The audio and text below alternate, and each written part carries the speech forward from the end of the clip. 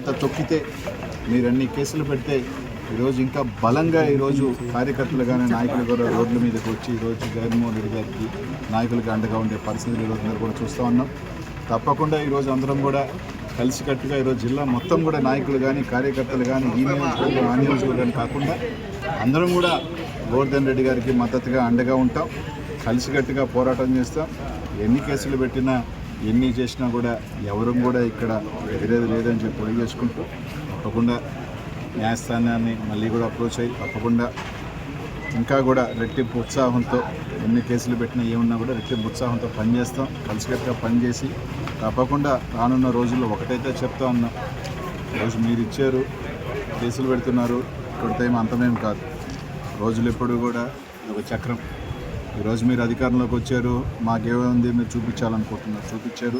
మీరు కూడా ఏ విధంగా కేసులు పెట్టచ్చు, ఏ విధంగా నాయకులను అరెస్ట్ చేయొచ్చు, ఏ విధంగా కార్యకర్తల్ని లోపల వేయచ్చు అనేది ఈరోజు ఒక మార్గాన్ని చౌమం చేశారు.